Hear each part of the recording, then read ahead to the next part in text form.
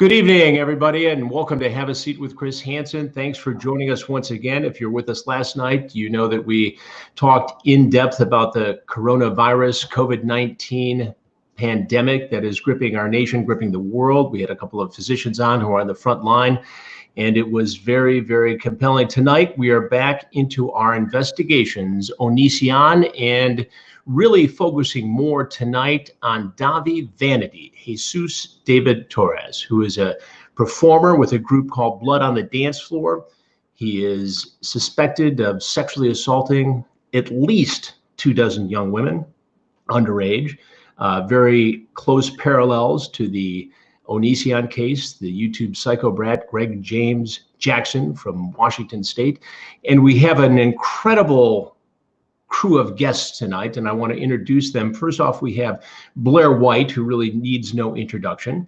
We're going to have Sebastian Murdock, who is with the Huffington Post, who has reported extensively on the Dahvie Vanity story.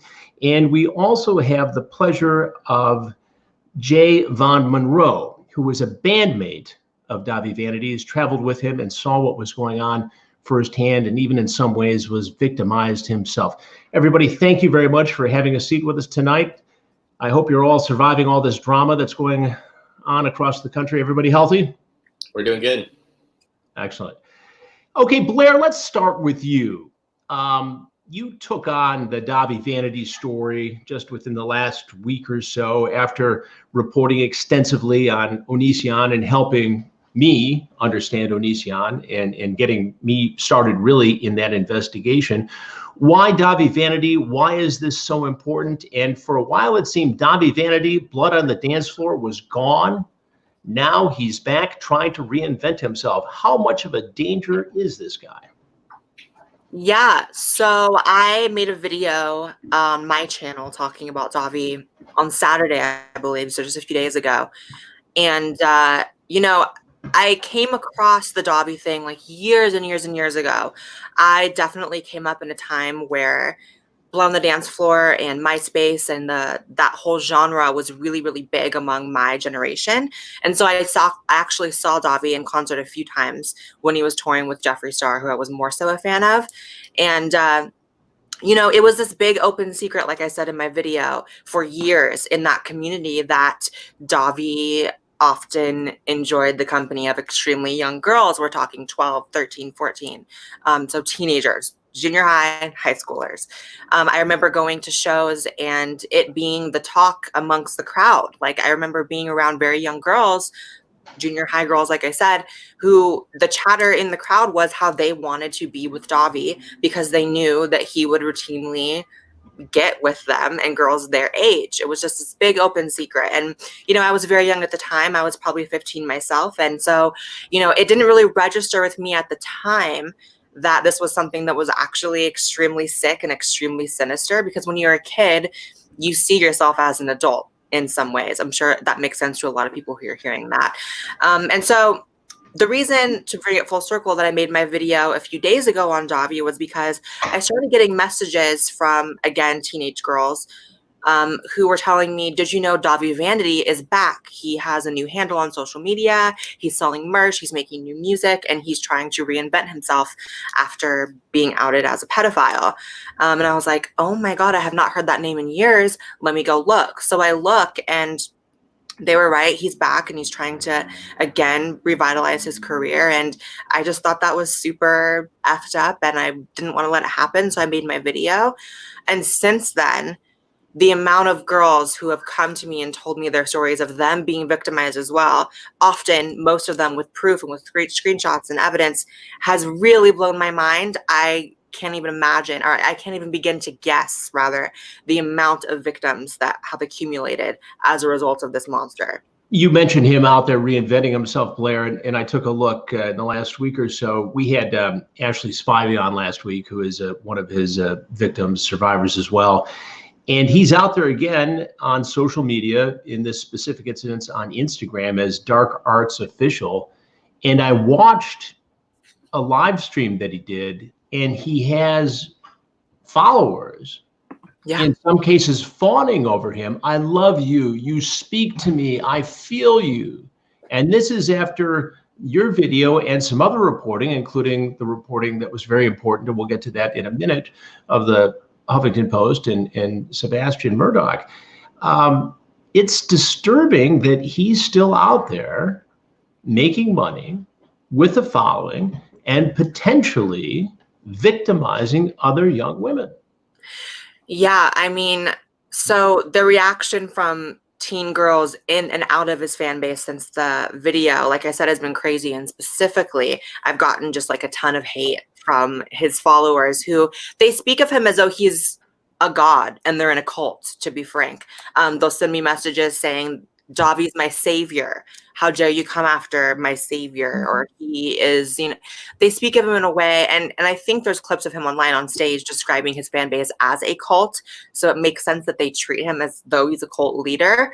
And yeah, it's hard because I'm getting these messages from these girls who are often very young, like I said. And I want to just respond, and it makes me so mad, but I also don't want to say anything crazy to a child. It's just like, it is very, very bizarre how even after all this time, and even after it's become such public information that he is a flat out pedophile, and we're not using that word liberally or anything, it's objective, he is a pedophile, that there is still such a support base for him. It's very, very strange. And what's really messed up, I actually just looked to go to his profile and he has me blocked, which is not surprising. So I had to look at his profile from my other account.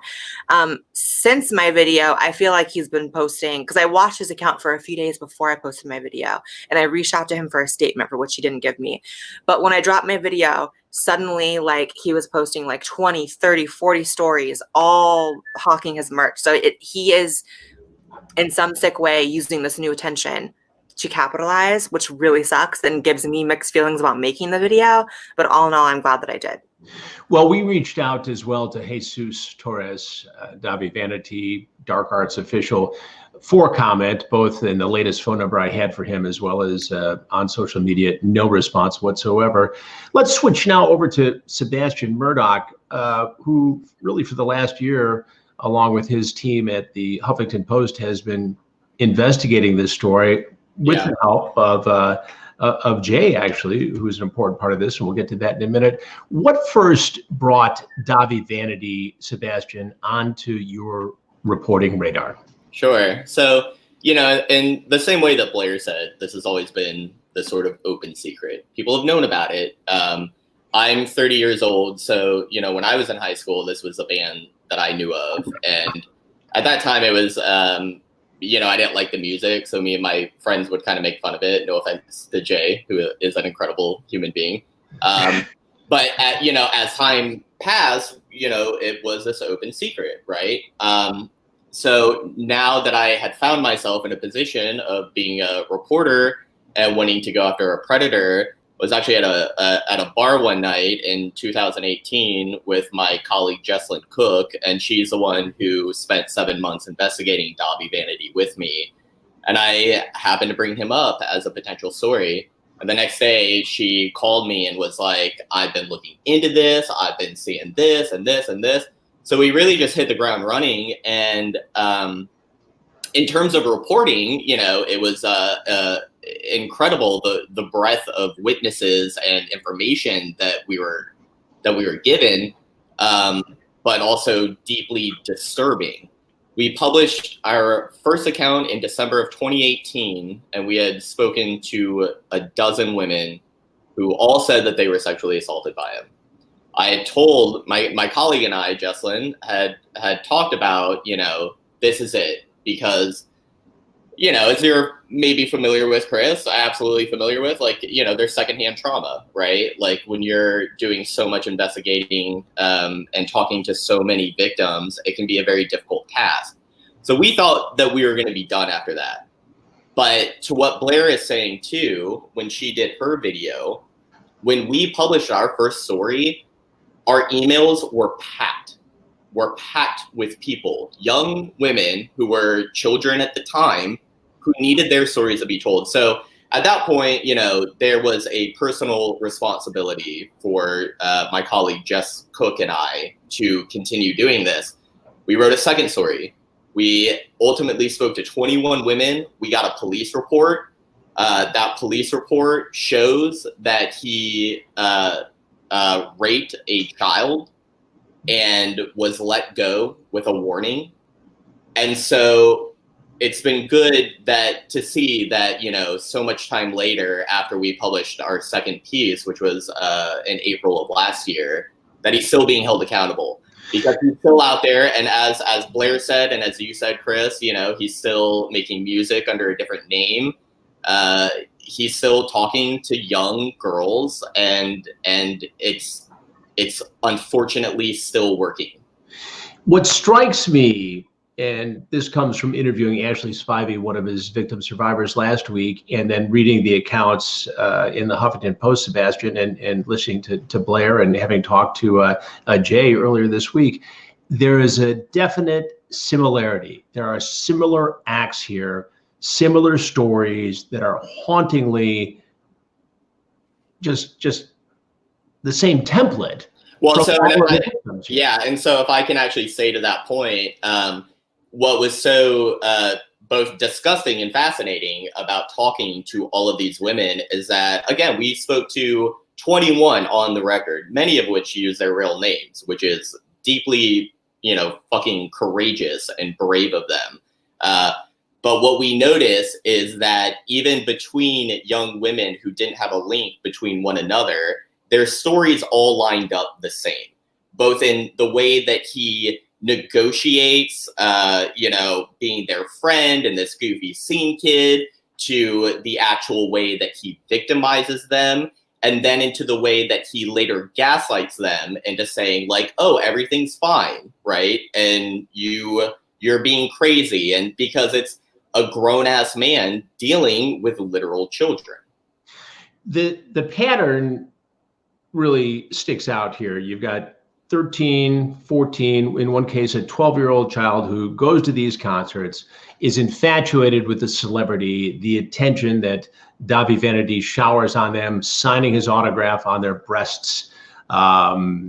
There's a banter at the concert, merch is involved here, and then he recruits them to be a part of the team. He also was a hairdresser of some sort, offers to cut their hair. The next thing, he's in their home or in a car alone with them, and there is this forced sex that takes place where he forces a young woman who has no sexual experience whatsoever, and this is but she idolizes traumatic and criminal. She idolizes him, but it's traumatic and criminal under any set of circumstances because the age of the young woman. Yeah. Well, and to your point as well, Chris, is we spoke to 21 women on the record who talked about their disturbing sexual assault, but our reporting was also, you don't have to have. We had 21 victims. And yet, even if you look at the YouTube videos that are still online, Chris, you referred to him being at concerts, talking about throw your bras out, show me your titties. I don't want to say this, but he says, I want to come on all your little teenage faces. I mean, this is a behavior that he posted online, right? He's a narcissist, and he doesn't understand consequences. And even in spite of the 21 women who spoke to us about their sexual assault, he's essentially bragging about it, not just in his live shows, but in the lyrics themselves and the music that he made. It seems that there have been... Go ahead, Blaire. I was just going to say, I also want to make something really clear, despite how disturbing it is to say, that we're also not talking about, I think there's this idea that maybe something like rock stars hooking up with fans who are sometimes underage is this thing that's been happening forever, which is sadly somewhat true. But just to give people in the chat a glimpse into the gravity of what was done to some of these victims, it was violent rape. It wasn't just, consensual, even though we all know minors cannot consent. It was violent rape. There was one girl who spoke about how she traveled to be with Dahvie under the guise of getting work experience selling merch or something of the sort. And while she was walking to the bathroom, he grabbed her, held her down, and raped her. There's another instance of a high school girl who went on a movie date with Dahvie, who at the time obviously was in his 20s.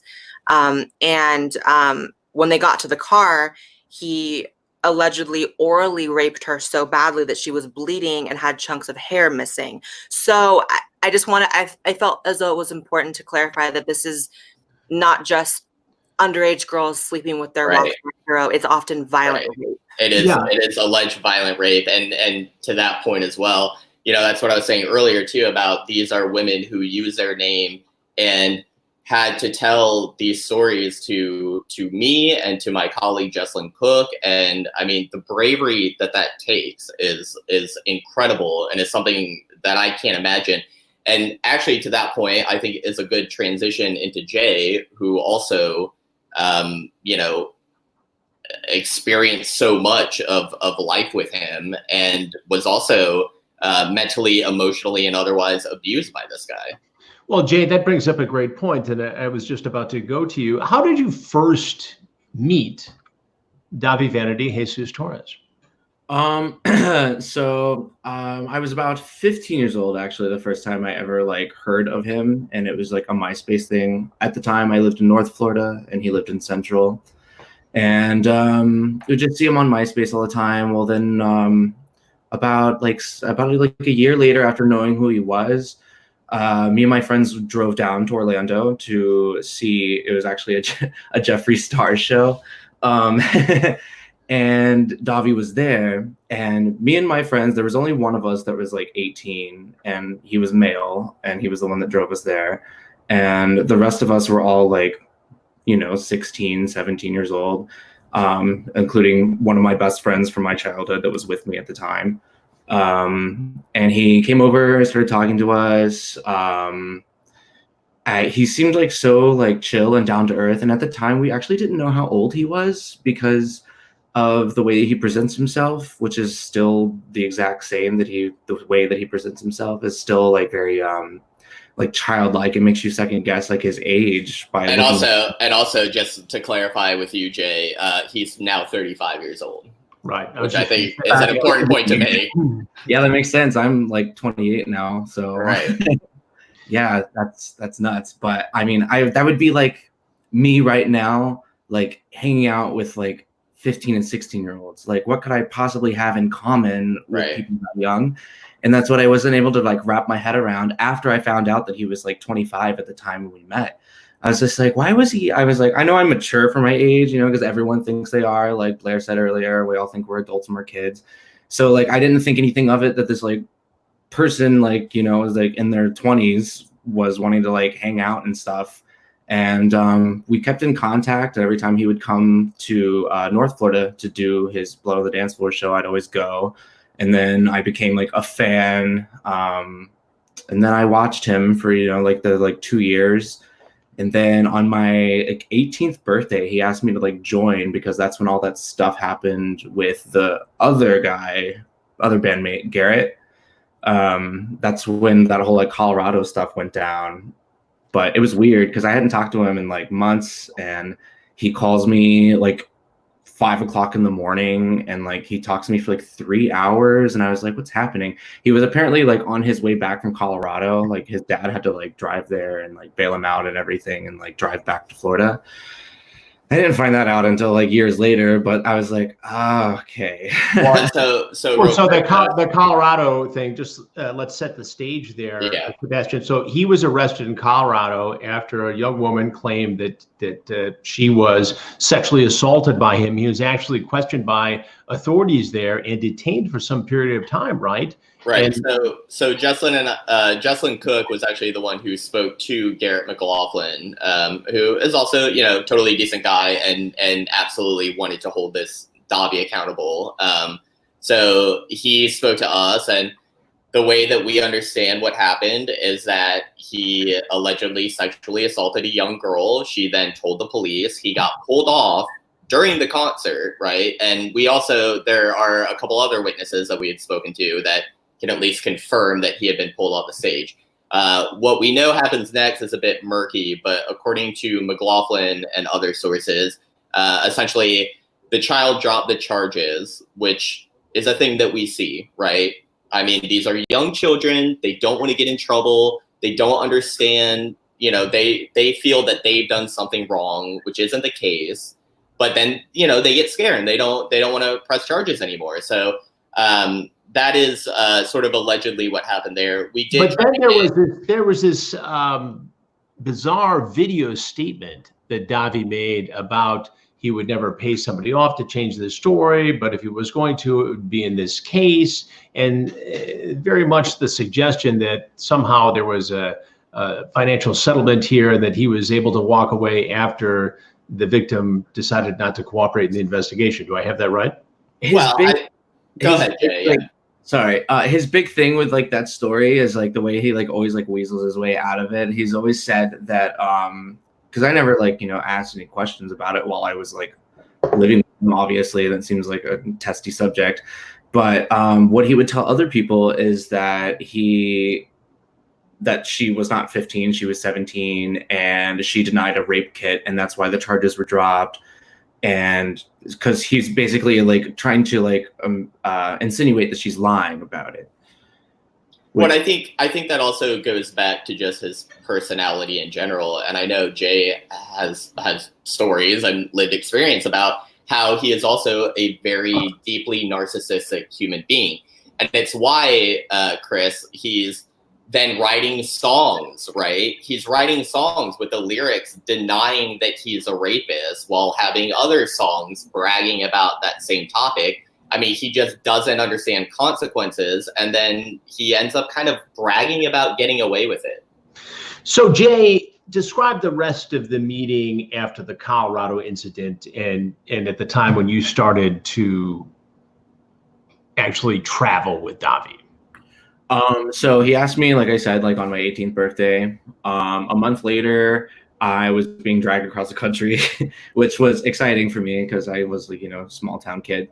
So it was like in a matter of like probably a few days that I realized that he was like not who I had been hanging out with for so like many years, because I only see him at his shows, and he's like he has like this really like cartoony animated kind of front that he puts on, and it's like that whole like love and light positivity thing that he likes to put out, I guess to better his reputation. It's not working. And within like the first couple of days, I kind of started like noticing that he was like really like aggressive and like short-tempered. And at the time, it was me and a drummer, which still lives in Florida, I believe. And we had a merch girl, Courtney, and she was traveling with us. And I didn't see anything, but I know that they like argue a lot. Like when we were like in transit, but like at hotels, we'd always be in like separate rooms. So I don't know what happened, but she like got fired and then like dropped off somewhere. I don't know. I can't remember where we were. This was like in 2009. But he was like so quick to like just like drop people and just leave them like wherever. And that scares me when someone's that irrational, because it's like a huge sign of just complete insanity. Besides being a member of the band, Jay, what was your responsibility with Dahvie? Were you the one who tried to keep him under control, tried to keep him centered? Yeah, I was kind of like his babysitter, because after I realized that he was like so like hot-headed or whatever, and when he would get mad, he'd make like very irrational decisions, like fire people. Like I can't tell you how many times that he fired like our managers and like band members, merch girls, like just go through them like shoes. It was ridiculous. He just looked at everyone as disposable. But for some reason, I don't think that he thought that I was disposable, because I was the only person that could like calm him down, because I have the patience of a saint. So I felt like I was like raising a child, because he had been living with his mother until we got an apartment together. I was already 18, been living on my own for a while, and he was like 26 at the time, 27, maybe a little older than that. I can't recall. But I had to like teach the kid like the essentials of like life, because he just was so like out of touch with everything. Like the whole like childish thing like goes over from his aesthetic. It's like his personality as well. And that's why I think like he just panders to these kids, because it's so easy for him, because that's his mental state of mind. Did you see him interact, Jay, with young female fans? All the time. We would do like meet and greets like after the show.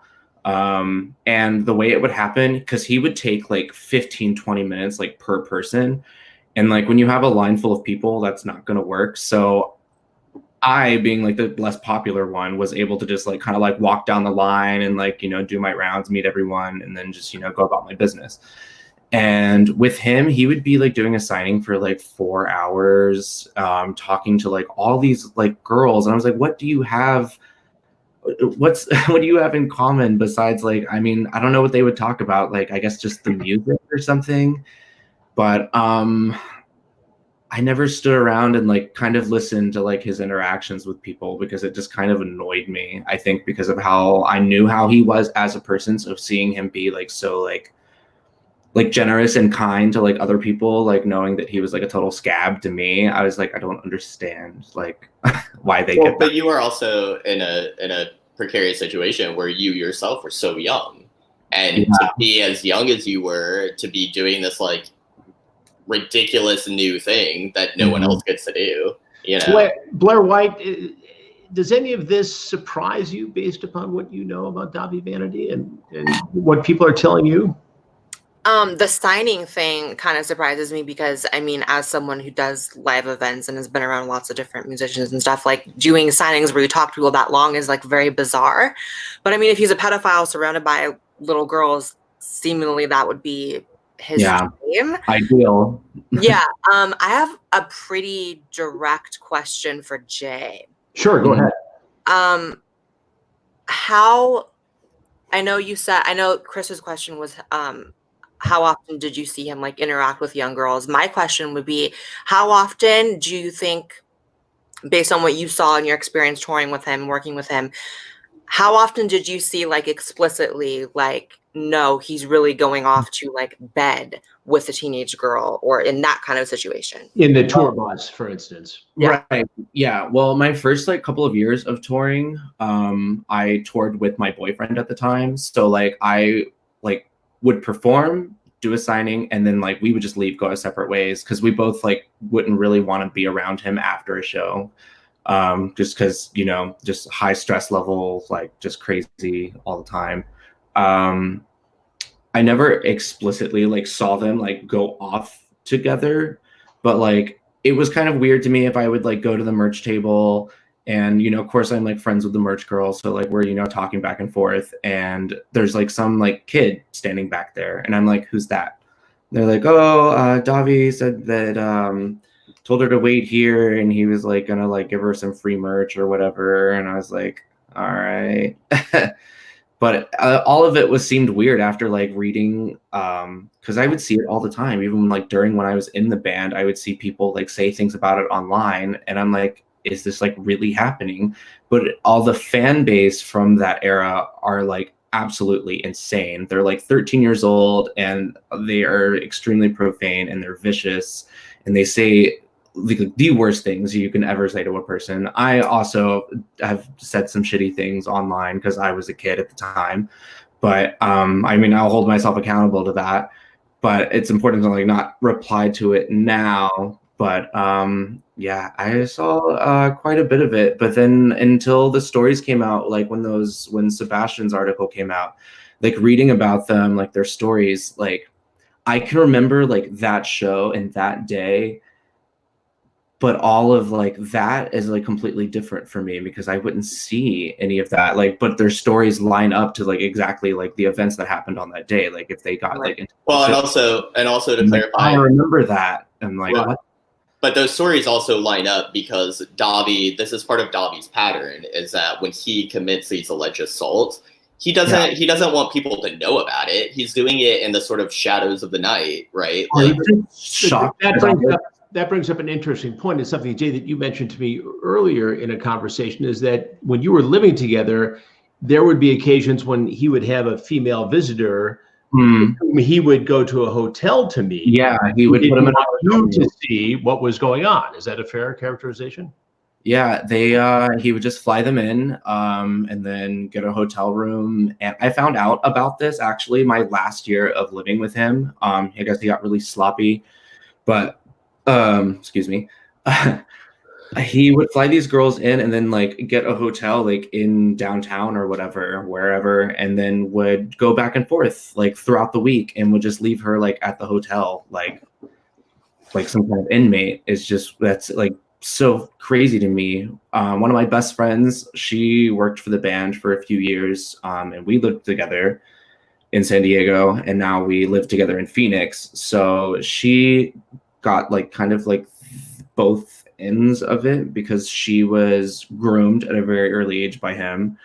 And then on her 18th birthday, she flew into San Diego. Like he flew her in on her 18th birthday.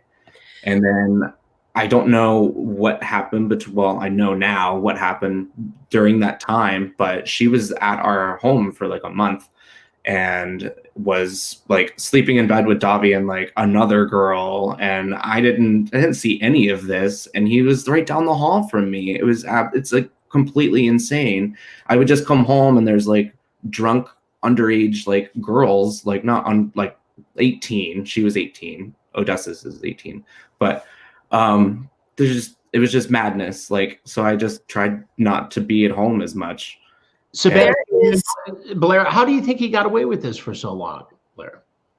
I think just the idolatry of the fact that he was like so many young girls' favorite rock star. And I want to say that what Jay said is actually very consistent with another girl's testimony. And I'm not sure if this one was in the HuffPost article, but I know I read it in an article somewhere, of a girl saying that Dahvie flew her out, because he'd often do that with these young girls, and he flew her out. She was 14 or 15. And but he only got her one ticket, which was to come to him. And to get the returning flight, he would require her to perform oral sex. Yeah. And each instance accounted for $50 towards the ticket. So until the ticket was paid off, she would have to perform that on him. And this again, today would be considered human trafficking. Oh, yeah. At that point, yeah. And then there's a piece of this that people I think are very interested in. I noticed it in the chat as well. So I want to kind of speak for them and ask this. And I think Jay could really speak to this, or maybe not, I don't know. But the Jeffree Star aspect of this story, and I touched on it in my video, and but I didn't have all the facts, and people kind of corrected me and said, you know, when Jeffree Star tweeted what he tweeted about Dahvie being a pedophile, Jeffree worked with him afterwards, which shocked me. I thought it was, you know, Jeffree worked with him and then tweeted that and then it was over, because that, to me, I couldn't imagine even on Dahvie's end working with someone who said that about me. I want to read a few of the tweets that Jeffree put out, and this was in, I think, 2011 or 2012. He said, "I'm going to speak the truth till I die. We saw Dahvie Vanity bring underage girls to his hotel room and do sexual things, 100% illegal." So that's an eyewitness account, according to Jeffree. He also said, "Being on tour with that child effer has made me see the truth. I regret ever doing a song with that pig. If you support him, unfollow me, et cetera, et cetera." So, like, what is the Jeffree piece in your eyes, Jay, and just your experience? Well, that's interesting. I reached out before you get started, Jay, to Jeffree Star to get his input into all this. Obviously, a very famous social media guy and influencer in media and music. What was the story there, Jay? You know, it's kind of like a little disjointed because we did all those tours with him. It was like, I think like our third tour with Jeffree. And at the end, the very last day, the show ends and then all that stuff gets tweeted. And then fast forward, like maybe like a year later, we were doing a Warped Tour for the first time. And Jeffree was there with his merch company, like selling his t-shirts and stuff. And one day he just walked onto our bus on Warped Tour and, you know, was just being very social. And I was just like, I thought a fight was going to break out, but Dahvie just was like, went right back into being like total, like fake with him, was like total, like girlfriends all over again. And I was like, I don't get that. But what do you think was going on there, Jay? I have no idea. I have never talked to Jeffree about it. Me and Jeffree were not really that close. We just toured together and we would hang out like, you know, like at the events and stuff. We weren't really like close friends or anything, but I Yeah, that whole thing made no sense to me because Jeffrey just like came back like nothing had ever happened. So I was like, okay, I guess just like water under the bridge, I guess. You called him a rapist, so like that's fine. I was like more shocked that Dahvie wasn't more ill responsive to it because he's so hot-headed about everything. But I think because like he knows that like being friends with Jeffrey would like benefit him in some way, he just kind of forgave it. Yeah, I think that was the confusing part, was just the timeline for people who are like, then okay, then that's one of two things that are possible, which is that Jeffrey lied, which is one possibility, or that Jeffrey doesn't care. Or I guess a third possibility would be that Dahvie somehow convinced Jeffrey that what he thought was true about his sexual predation towards young girls wasn't true. So it's really only three possibilities. I think people are just really confused. I don't think they ever talked about it like one-on-one or anything at all. Weird. Like, it went straight. Yeah, it went straight. Like, and Jeffrey never publicly apologized. That would have caused some friction and a fight on the tour bus along the way. I would think so. And he didn't even like bring a bodyguard with him or anything. He just walked on by himself. I was like, brave. Well, like Chris is saying too, though. Chris, you said that you reached out to Jeffrey. We, of course, reached out to him for both of our pieces, and he never responded. So that's, it is what it is. But Jeffrey. Jay, so I've got another question for you. Did Dahvie ever force you into doing something against your will in terms of making a video or saying things about other people? Oh, yeah. Mostly so like I wouldn't do any of like his like video things like where he was like, spending like an hour defending himself and all that nonsense. What I was subjected to was worse, I think, in my opinion, because it was music. He would write this terrible song defending himself and I would have to sing like the chorus or something. So I was like, great. Somehow I'm like getting like stuck like in this. And I was like, none of this has anything to do with me. It never has my name in it. It was just like nonsense at the time. And then I was just like, I don't want to write another song like this. Like I was fed up with it.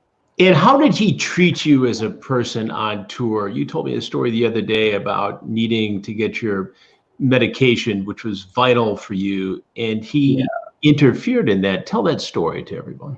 That was kind of my last straw with him. That was the last tour I did, actually. And I just completely just packed up my shit and moved to Arizona.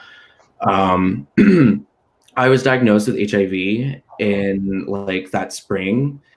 And I didn't have any health insurance or anything. Dahvie pretty much kept me under his like thumbnail with finances. Like he wouldn't pay me directly. He would just like pay my bills for me. So like I never had to pay rent or like pay a phone bill or anything, but like it was like embarrassing because I'm not like a kid anymore. I'm like well into like I'm 25 at this point, and I should be able to like fend for myself. So after I was diagnosed, I needed to get health insurance so I could start treatment. And Dahvie was like, well, there was a tour scheduled like a few weeks like after that happened. So I was like, I have to bail. I was like, there's like no way. I was like, I have to stay here until all this shit's sorted. I was like, I can't just like go. And he, instead of canceling the tour, and I didn't have anywhere to go, so I just didn't know what to do. So I just got like dragged across the country once again, like sick as a dog. It was awful. When I finally got treatment, my CD4s, like a normal person's CD4 is like 800, 600, something like that. And then like 200 is like AIDS. Well, like my CD4 was 236. Like I was like on the actual like wall of having AIDS because this kid didn't want to cancel a fucking tour.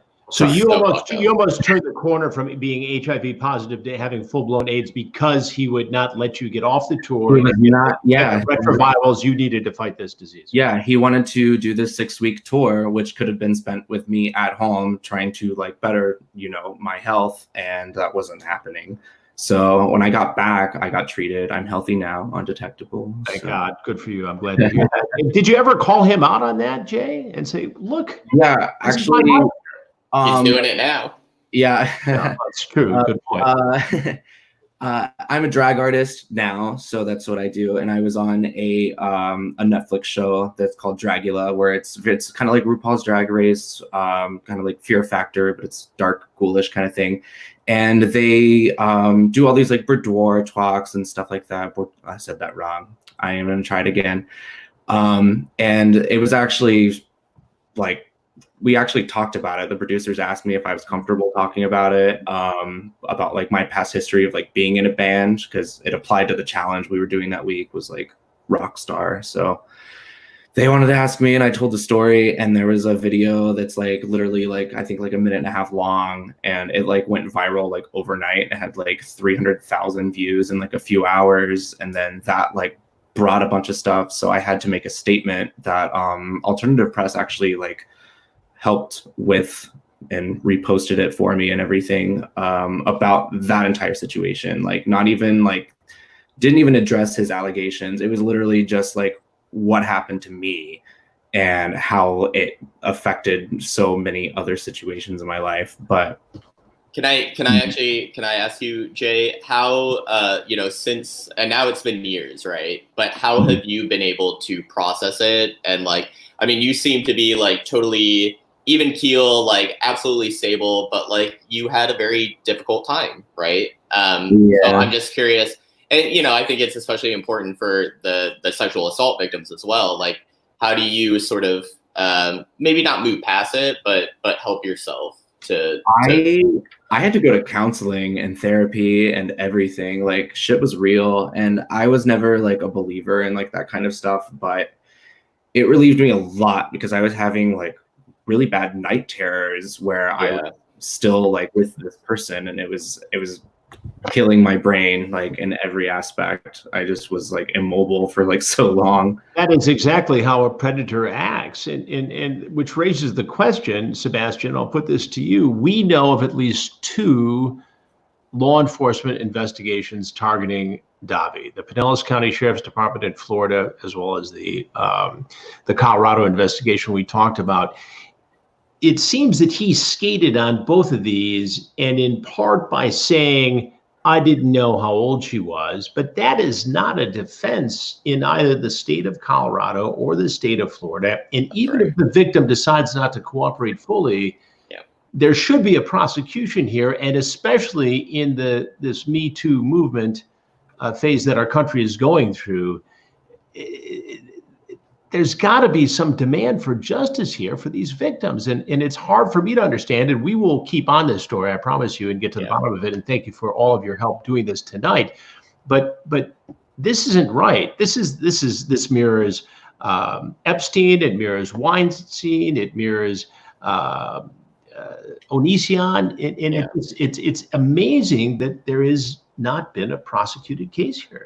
I think part of the reason is just kind of shitty luck, and in some cases shitty police action, right? As we saw.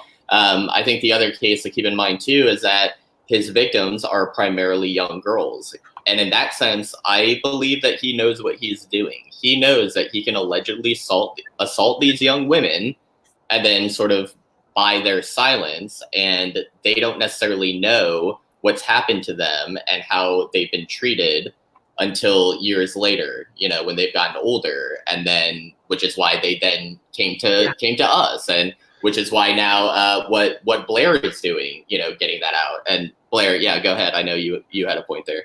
Yeah, I just wanted to piggyback on what you said. I'm someone who has been a victim of rape myself when I was 19, and as someone who has gone through that, a violent rape, the way that your mind often, not for everyone, but for many people, including I think a lot of Dahvie's victims, the way you process it is you go through these stages of emotions of blaming yourself, questioning if what you did were to cause it, trying to convince yourself that it wasn't actually a rape, that you were somehow consensual, even if you very clearly weren't.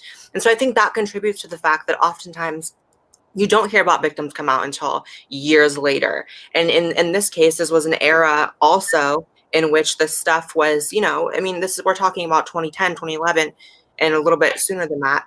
We're talking about it's not that long ago, but the climate in terms of the way we thought about sexual predation and about celebrity. It was all just very different. We're much more aware of things now. Right. And so I hope that no one holds it against any of these victims for coming out how they perceive to be later than sooner. Yeah. So I want to speak on behalf of the chat right now. And for myself, I have another question for Jay. The Jessie Slaughter situation, I know that, and I'm just going to go there. Thank you. That person was basically, you know, sadly like a meme for many years. The "you done goofed" meme, the little emo girl who had her dad come on camera and was yelling on camera, like, I back traced it. Like, hopefully I'm jogging some memories here. Was that a victim of Dahvie's as well? Like, or no? I have no idea, because when it started coming about, like, he was bringing it up like it was like comical. So it was just kind of like a joke. I didn't realize that like it was associated with Blood on the Dance Floor until it was on she was wearing a Blood on the Dance Floor shirt. That's when I was like, oh, so it's like a person, because, you know, quoting it and then seeing it is like two different things. And I didn't understand why she made the video at all. And he never said anything about it, but I guess that she made like some kind of like allegation against him, and then like that fan base like ate her alive, basically, is what happened, right? Yeah, I saw that so many times. Like, if someone said anything out of line or against like Dahvie, like they're like piranhas. They would just go after them and destroy. I'm like, oh my God. Well, but also kids, like, but also to Blaire's point, you know, was Jessie Slaughter a victim, whether or not she was sexually assaulted, she was still a victim. Dahvie Vanity wrote a song about this little girl, right? He went out of his way to send his legion of fans to destroy her life. Yeah. So regardless, yeah, she was absolutely a victim. Well, and the other thing you hear from the victims, and we heard this from Ashley Spivey last week, is that because they're so young, they're so inexperienced, they're so starstruck, that in some ways when the assault takes place, they're not even sure what's going on. If it's a crime, they don't want to upset the celebrity. And then after the fact, they don't want to get him in trouble. And they don't realize until some time passes that this was rape. Yeah, absolutely. Yeah. Blaire?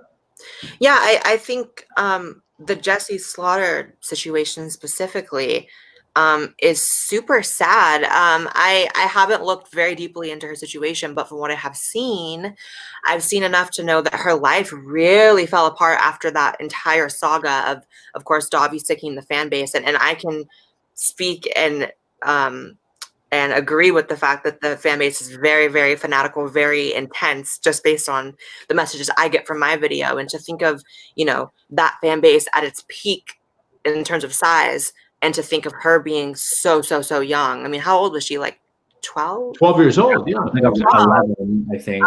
You know, her life really unraveled, and I think there's speculations that she was a victim of molestation as well as just the cyberbullying. So I think I might have to look into her situation and do a video about it, because that's really, really sad too. I know the dad died.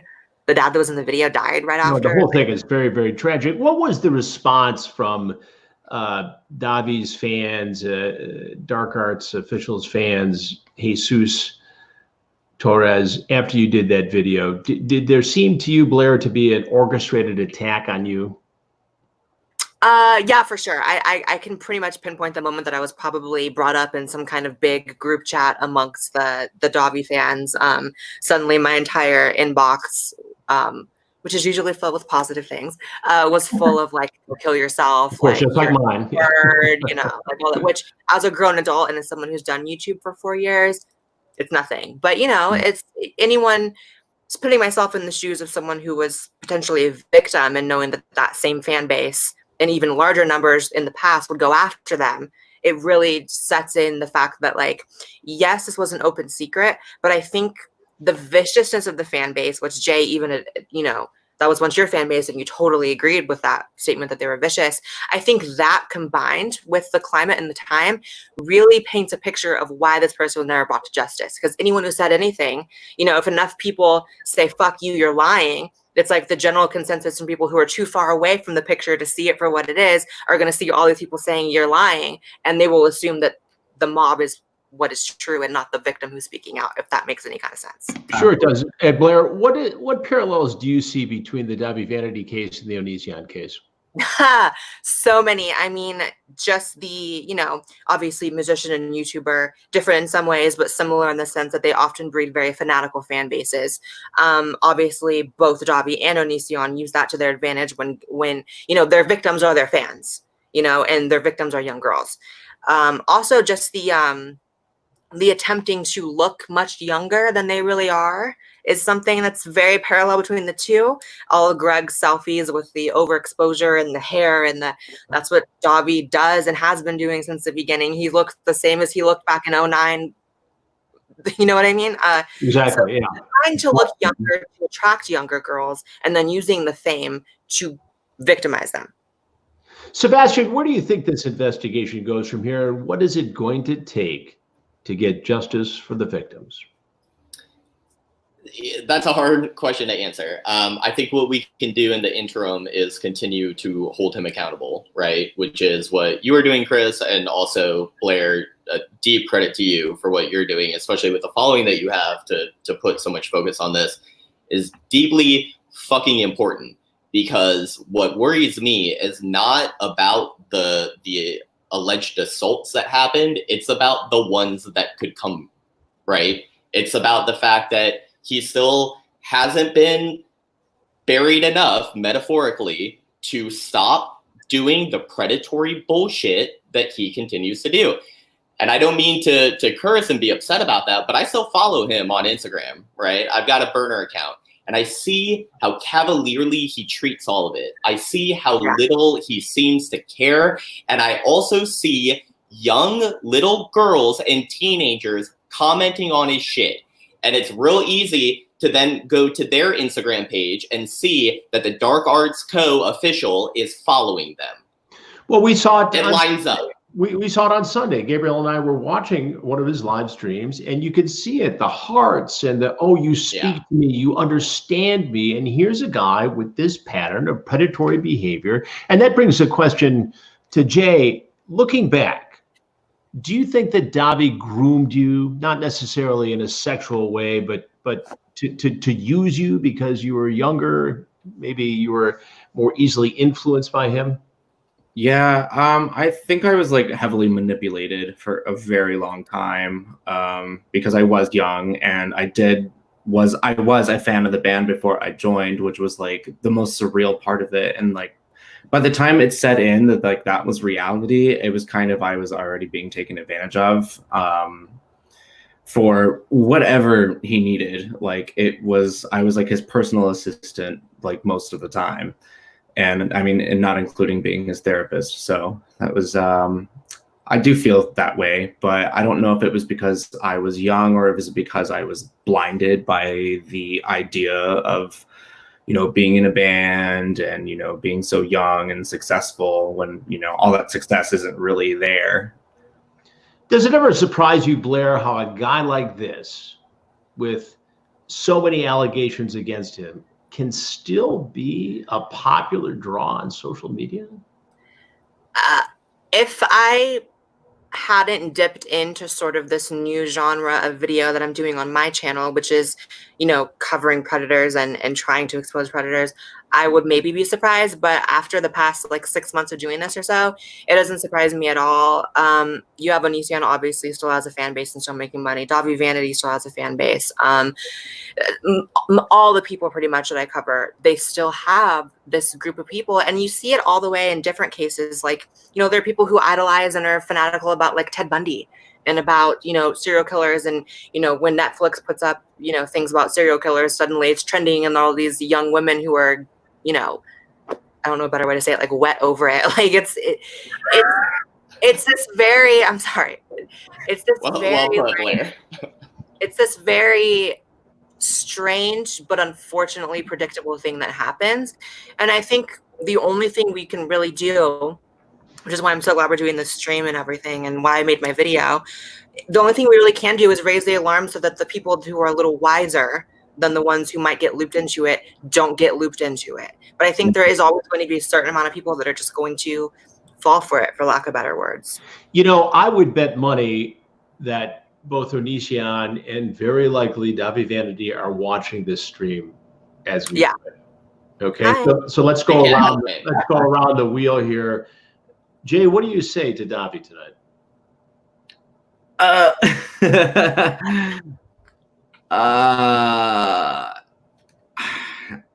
don't have words for that dude, man. It's like all action at this point. Sorry. You're all spent on it. What about you, Sebastian? What do you say to Dahvie Vanity? Well, like Jay said, it's all action, and so this is action right now, holding him accountable. I would like to let Dahvie Vanity know that not just me, but so many people are continuing to hold him accountable, and I hope it makes his night worse. I hope he can't fall asleep tonight because he knows that people are still, holding him accountable. Blaire White, you know that Onision will do a video of some sort to respond to just us even bringing up his name. And now Dahvie Vanity is being held accountable by this group of journalists and streamers and former associates. What do you say to these guys tonight? Can I swear? I think I already did, so. We've been swearing. I guess we can believe it out later, yeah. Okay. I'll try not to swear. I will say to Dahvie, F you. That's the biggest thing, is F you. And that we're on your ass. People with platforms are on your ass. As long as you are on Instagram and on YouTube and all the same platforms that I populate, we're never going to let you live it down. We're going to make sure that the first thing people know about you when they come across your name is that you're a pedophile, that you're a predator, that you're a rapist, that you prey on children. You're not going to live it down. So I suggest you give up what you're doing, which is hawking your shitty merch to girls who are not old enough to understand that it's shitty merch. Go apply at like a gas station or something. Make sure you're registered as a sex offender. Work at a gas station far away from a school. And that's the only way you can go forward from this. And I sincerely hope, and now I want to speak to the victims, like, please pursue legal action. To any girls who are being victimized right now, please pursue legal action. That's the only way he can't hurt other people. So, we can do our part in raising the alarm as much as we can. Jay can talk about his experiences. I can make more YouTube videos on my channel. Sebastian can write more articles. The only thing that fixes this and that makes a difference for people who were harmed, are being harmed, and may be harmed in the future is to pursue legal action. Go to the police. I know that it's something that, as a victim myself, it's humiliating. It's dark. It messes with your head to even think about the fact that you were victimized in that way. But do what I wish I would have done when I was 19, which was pursue legal action against my rapist. Please do it. Dahvie cannot be out here doing what he's doing any longer. Well, I think you hit it right on the head, Blaire. And I think what we all do, what we strive to do, is create a conversation and awareness that didn't exist before tonight. Final thoughts. We'll start with Jay. What do you want people to know that you haven't talked about yet tonight?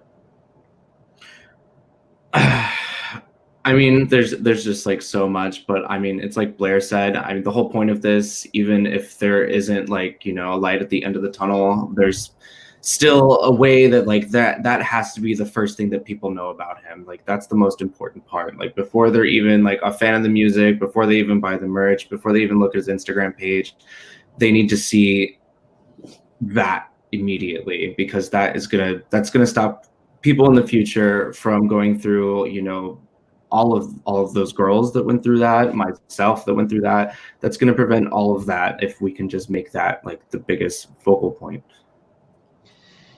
Sebastian, what's your takeaway from tonight? What do you want people to know? I think ultimately what I want people to know is to remember how courageous the 21 women who spoke to HuffPost are. I mean, this is ultimately what all of this is about.